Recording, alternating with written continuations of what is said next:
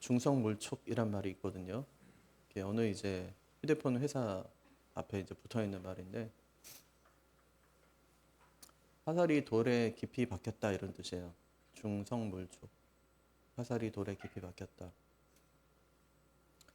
옛날 중국의 한 나라에 활을 잘 쏘는 사람이 있었어요. 이광이라고. 근데 어느 날 산길을 걷다가 호랑이 만난 거예요. 그래서 얼른 이제 활을 이제 쐈는데 맞았어요. 호랑이한테. 그래서 신기하잖아요. 그래서 뭐 그 다음날 봤더니 호랑이가 아니라 호랑이 닮은 돌이었어요. 근데 보니까 돌에 화살이 박혔어요. 신기하잖아요. 그래서 계속 쐈어요. 또 박히나 보려고. 근데 안 박혀요. 사마천이 사기에서 그것을 이제 기록하면서 왜 안 박혔을까? 딱 하나인데 마음가짐 때문이다. 마음가짐. 엄마들도 힘이 세질 때가 있대잖아요. 애가 차에 깔리면 그럼 차를 든대잖아요. 그 괴력이 나오죠. 그 마음가짐. 우리의 삶에서도 마음가짐 참 중요하지만 신앙생활에서도 마음가짐은 진짜 중요해요. 베드로 보니까 그렇잖아요. 베드로는 예수님이 이 마지막 만찬을 하시면서 죽음 얘기하니까 주님 절대 그런 일을 하지 않습니다. 주님 죽게 그냥 우리 두지 않습니다. 주님께서 하신 말씀이 네가 닭 2번 울기 전에 나 3번 부인할 거다. 그랬더니 뭐래요? 절대 그런 일이 있을 수도 없습니다. 주님께서 그 정도 말씀하셨으면 어떻게 해야 돼요? 마음에 새겨놔야죠. 주님께서 나는 그럴 마음이 전혀 없는데 주님께서 닭이 2번 울기 전에 네가 3번 나를 부인한다고 말씀하셨으니까 닭 울음소리에 계속 집중하면서 그 밤을 보내야 돼요. 근데 한 번도 아니고 2번, 2번 울어요, 닭이. 그럼 닭 소리가 크게 났겠죠. 그는 마당에 있었고 닭은 있었을 테니까. 그러면은 이제 한 번 났을 때 그때 정신을 바짝 차리고 내가 지금 닭 소리 한 번 들었구나. 그럼 주님 말씀을 기억해야 되는데 닭이 2번 울기까지 기억하지 못해요. 그게 뭐냐면 마음가짐. 그는 절대 주님을 부인할 마음이 없어요. 주님을 잘 섬기고 싶고 또 주님을 잘 지켜드리고 보호해주고 싶지 자기는 그럴 마음이 하나도 없어요. 진짜 그건 이제 베드로의 진심이에요. 근데 그게 어느 순간에 그냥 무너져 버려요. 왜 그럴까? 왜 그렇게 무너질까? 자신을 과신하고 있다가 근신을 깨버린 거예요. 근신하지 않고 과신하니까 나중에 어떻게 되냐면 과신했던 마음 때문에 근신하지 못하고 과신했던 마음 때문에 결국 이제 자신의 신앙이 무너져 버려요. 그게 아무것도 아니구나. 마음가짐이라는 것이 언제든지 변할 수 있구나. 마음이라는 거는 꼭 기억해야 돼요. 지금은 진짜 주를 위해서 열심히 살 수 있을 것 같고 막 그렇지만 시간 좀 지나면요. 그 마음가짐은 아무것도 아니에요. 마음은 항상 변하는 거예요. 사람이요. 나한테 조금만 서운하게 해도 그 마음가짐이 금세 달라져요. 맞죠? 잘해주려고 그랬어요. 아침에 신랑 나갈 때만 해도 돌아오면 잘해줘야지 그랬는데 그게 하루를 못 가요. 반나절을 못 가요. 얼굴 보자마자 미우는 거예요. 이게 마음가짐은 안 돼요. 그건 안 된다고요. 신앙생활도 그거는 안 돼요. 그래서 오늘 말씀 보니까 베드로가 예수님 부인하는 장면인데 54절 어저께 봤죠? 베드로가 예수를 멀찍이 따라 대제사장의 집 뜰 안까지 들어가서 그게 안까지 들어간 거예요. 아랫 사람들과 함께 앉아 불을 쬐더라. 불을 쬐어요. 그때 누가 알아봐요? 한 요정이 알아봐요? 뭐라 그래요? 당신도 나사렛 예수와 함께 있던 사람 아니냐? 그랬더니 베드로가 지금 무슨 소리 하냐? 그렇게 얘기해요. 68절. 한번 같이 보죠. 베드로가 부인하여 이르되 나는 내가 말하는 것이 무엇인지 알지도 못하고 깨닫지도 못하겠노라 하며 앞들로 나갈새. 지금 자리 옮긴 거예요. 지금 안뜰에 원래 있었는데 앞들로 문 앞으로 이제 옮긴 거예요. 여차하면 어떻게 하겠다는 거예요? 도망치겠다는 거죠. 근데 여종이 포기하지 않아요. 옆에 있던 사람에게 이 사람은 그들과 한패다 그래요. 그랬더니 베드로가 또 한 번 부인하죠. 70절도 볼까요? 또 부인하더라. 조금 후에 곁에 서 있는 사람들이 다시 베드로에게 말하되 뭐래요? 너도 갈릴리 사람이니 참으로 그 도당이니라. 너도 갈릴리 사람이래요. 예. 그러니까 베드로가 이번에는 더 세게 부인해요. 71절 같이 읽죠. 그러나 베드로가 저주하며 맹세하되 나는 너희가 말하는 이 사람을 알지 못하노라 하니, 예수님은 뭐라고 그래요? 이 사람. 이거는 무례한 말이에요. 예, 무례한 말. 이거는 멸시의 감정이 담긴 그런 호칭이에요. 근데 일전에 주님께서 너희는 나를 누구라고 하느냐 이렇게 물으실 때 당신은 이 사람 이렇게 얘기하지 않잖아요. 주는 그리스도시요 살아계신 하나님의 아들이십니다.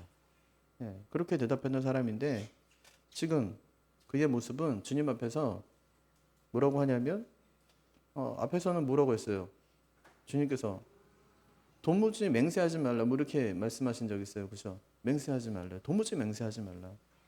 그리고 몇 시간 전에는 자신이 31절에서 했던 약속도 있어요. 31절도 한번 보세요. 위에 같이 읽어보죠. 베드로가 힘있게 말하되 내가 주와 함께 죽을지언정 주를 부인하지 않겠나이다 하고 모든 제자도 이와 같이 말하니라. 그러니까 주님께서는 도무지 맹세하지 말라. 베드로는 나는 절대로 주님을 부인하지 않겠습니다. 근데 어떻게 해요 지금? 저주하고 맹세까지 해요. 그러니까 처음에는 너가 그와 함께 있었다 이렇게 얘기하죠. 그러더니 여종이 너도 그와 한패다 이렇게 얘기하더니 마지막에는 너도 갈릴리 사람이다 이렇게 얘기해요. 그러니까 처음에는 함께 있었다, 한패다, 너도 똑같아 이렇게 얘기하니까 강도가 점점 세지는 거죠. 그러니까 처음에는 베드로도 부인해요. 그 다음에는 베드로가 부인하고 저주하죠. 그 다음에 또 맹세까지 하고. 예. 그러니까 이게 강도가 점점 세지는 것을 알 수 있는 거예요.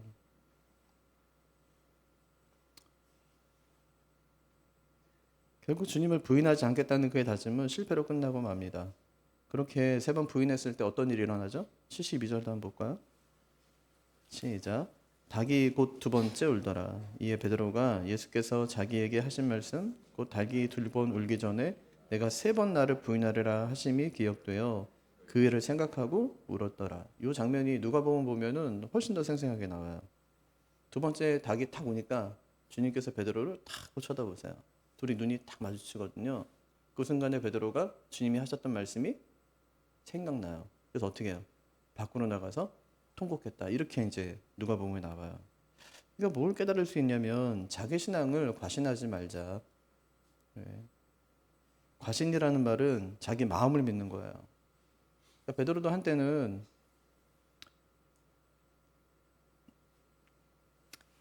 내가 절대로 주님을 부인한 일 없습니다. 주님과 함께 내가 죽습니다. 그랬던 사람이거든요. 근데 어떻게 하냐면 그 말씀을 마음에 탁 새기지 못하니까 닭울음 소리에 자기의 잘못을 깨닫게 돼요. 자신감으로 가득 찼지만 이 자신감이 결국 이제 자기의 신앙으로 연결되지 않는다. 지금은 우리가 그 일을 맞닥뜨리지 않았기 때문에 그 일을 맞닥뜨리게 되면 내가 이제 그렇게 하겠다 이제 생각되지만 사실 그거 잘 안 돼요. 그래서 우리가 우리 예전에 우리 믿음의 선배들이 막 신사참배 거부하고 막 감옥에 가고 고문 당하고 순교하고 막 이럴 때 나도 그 정도 할 수 있지 하고 생각할 수 있지만 참 쉬운 일 아니에요. 진짜 어려운 일이고 엄청난 신앙의 결단이 이제 거기 있는 거예요. 주기철 목사님 일화를 보면은 그 목사님도 때때로 포기하고 싶은 마음이 들더래요. 왜냐하면 집에 애들도 있고 아내도 있고 하니까 이렇게 여기서 이제 죽게 되면 나중에 어떻게 이제 살게 될까 이런 생각이 막 들게 되는 거예요. 그때마다 어머니가 찾아와서 하는 말이 절대 마음을 갖다가 역하게 먹지 말라면서 네가 여기서 살아서 나오면 넌 절대로 끝난다면서 한국교회 끝나고 교회 끝나고 이런다면서 계속 마음을 다잡게 하는 거 엄마가 와서 마음이 계속 흔들리거든요. 그렇게 이제 우리도 마찬가지죠. 그래서 우리 신앙은 과신할 만한 게 아니다. 절대 아닙니다. 그래서 자기 신앙을 과신하지 말고 늘 말씀 앞에 근신해야 돼요. 깨어 있어야 돼요. 그래서 잠언 28장 26절은 자기 마음을 믿는 자는 미련한 자요 지혜롭게 행하는 자가 구원을 얻는다. 이렇게 말씀하셨어요. 그러니까 내 마음 믿는 사람은 참 미련한 사람. 아무것도 아니거든. 베드로 그랬잖아요. 근데 결국 이제 실패로 돌아가고 말았다. 그러니까 우리도 우리 신앙을 과신하지 말자. 예, 깨어 근신하는 것이 그것이 바람직한 일이다. 이게 이제 첫 번째예요. 그다음 보니까 이제 15장 보니까 공회원들이 예수님을 빌라도에게 끌고 갑니다. 예수님이 지금 붙잡힌 지가 얼마 안 돼요. 근데 벌써 몇 번째냐면 세 번째 재판이에요. 마가복음 분량이 작죠. 예, 좀 작아서 두 번째 재판이 나오지 않지만 안나스의 집에 가서 한 번 재판받고 그 다음에 현직 대제사장인 가야바의 집에 가서 한 번 더 재판받고 그 다음에 이제 아주 새벽녘에 됐든지 아니면 오전 아침에 이제 됐을 거예요. 아침쯤 됐을 거예요. 이제 그때쯤 돼가지고 이제 뭐 관정이 문을 열 때쯤 됐겠죠. 빌라도가 일어나서 이제 업무를 보기 시작할 때쯤 됐을 거예요. 그때 빌라도의 집으로 끌고 갑니다. 근데 이상한 건 뭐냐면 집엔 안 들어가요. 이 사람을 재판해 주십시오 하고 이야기하는데 집엔 안 들어가요. 왜 그럴까요? 이제 이틀 뒤면은 6월절이거든요. 그러면은 절기를 지켜야죠. 절기를 지키려면 부정해서는 안 돼요. 그러니까 거기는 대제사장도 있잖아요. 그러니까 절기를 집례해야 되는 사람이 있기 때문에 이방인의 집에 들어가지 않습니다. 6월절을 지키기 위해서. 그러니까 지금 6월절의 주인이신 예수님을 자기 자신들이 심판하면서 죽이려고 하면서 6월절을 지키려고 하는 그들의 모습을 한번 보세요. 그러니까 얼마나 어리석냐고요. 참 아이러니죠. 빌라도가 물어요. 2절. 빌라도가 묻되 내가 유대인의 왕이냐? 예수께서 대답하여 이르시되 내 말이 옳도다 하시매. 제가 마가복음 제일 짧다고 그랬죠. 중간에 생략된 말이 진짜 많고요. 그것을 막 마태복음이 보충해주고 누가복음이 보충해주고 요한복음이 보충해줘요. 근데 빌라도가 이렇게 물었어요. 내가 유대인의 왕이냐? 여기서 뭐라 그래요? 내 말이 옳도다 이렇게 얘기하죠. 근데 누가복음 23장을 보면 주님이 되물어요. 지금 그 물음이 네 생각에서 나온 것이냐 아니면 다른 사람이 말해준 것이냐. 그러니까 빌라도가 말해요. 당신의 동족이 말해준 것이다. 예수님이 말씀하세요. 내 나라는 이 세상에 속한 것이 아니다. 만약에 내 나라가 이 세상에 속했다면 유대인들이 나를 저렇게 잡으려고 할 때 내 군사들이 가만히 있겠냐. 가만히 있지 않을 것이다. 빌라도가 다시 물어요. 그러면 당신은 왕이냐? 주님이 대답하시죠. 내 말대로 내가 왕이다. 그러면서 뒤에 하신 말씀이 나는 진리를 전하러 왔노라. 되게 복잡한 것 같은데 한마디로 말하면 뭐냐면 빌라도가 내가 이 나라 왕이냐 이렇게 물으니까 주님께서 아니 난 우리 집 왕인데 이렇게 말하는 거예요. 이게 역정부입니까 아니면 반역죄입니까? 아빠들이요 내가 집에서 왕이야 이래요. 내가 집에서 왕이야. 애들도요 내가 집에서 왕이야 막 이래요. 그게 죄가 돼요? 아니요. 하나도 죄가 되지 않아요. 그냥 넘어갈 일이죠. 빌라도는 예수님의 말뜻을 알아차렸어요. 그리고 그에게는 죄가 없다. 이렇게 선포하죠. 근데 왜 번복하죠? 믿음이 없으니까. 알겠는데 믿음이 없어요. 그럼 번복해요. 믿음이 없으면 자기 신념이 흔들리거든요. 자기 신념에 따라 움직이는 것이 아니라 정치적인 판단에 따라 움직여요. 그래서 여기서 깨닫게 되는 거. 진리의 문제에 있어서는 절대로 타협해서는 안 된다. 진리의 문제에 있어서는 절대 타협하면 안 돼요. 그러니까 빌라도는 예수님을 처형할 수도 있죠. 석방할 수도 있어요. 그가 죄 없는 거 알고 있었어요. 또 다른 복음서 보면 아내가 간곡하게 호소도 해요. 어젯밤에 꿈꾼 거예요. 아내가 사람을 보냅니다. 저 옳은 사람에게 아무 상관도 하지 말라. 오늘 꿈에 그 사람 때문에 애를 많이 태웠다. 이렇게 얘기해요. 애를 많이 태웠다. 얼마든지 예수님 무죄 석방할 수 있거든요. 하지만 그는 자신의 정치적인 입장만 고려해서 예수님을 처형하도록 방치합니다. 그 결과 어떻게 되죠? 성경은 빌라도의 죄를 엄히 물어요. 본디오 빌라도에게 고난을 받아 십자가에 못 박혀 죽었어요. 그렇게 엄중히 묻죠. 오늘 말씀은 두 가지예요. 하나는 자기 신앙을 과신하지 말자. 베드로는 그렇게 했다가 망했어요. 자기 신앙 과신하다가 망해요. 뭐 믿음이 저래 이렇게 할 수 있죠. 믿음이 저 정도밖에 안 되나 이렇게 할 수 있어요.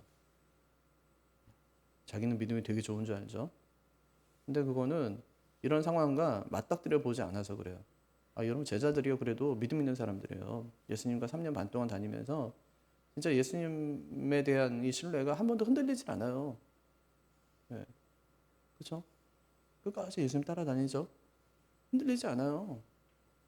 자기 신앙에 대한 과신이 있었다고 그들도 누가 크냐 막 이러면서요. 누가 예수님 곁에서 더 많은 일을 했냐, 누가 도움이 됐냐, 예수님의 사랑을 더 많이 받냐 이런 사람들이었거든요. 근데 이런 어려운 상황이 딱 맞닥뜨리니까 다 도망쳐요.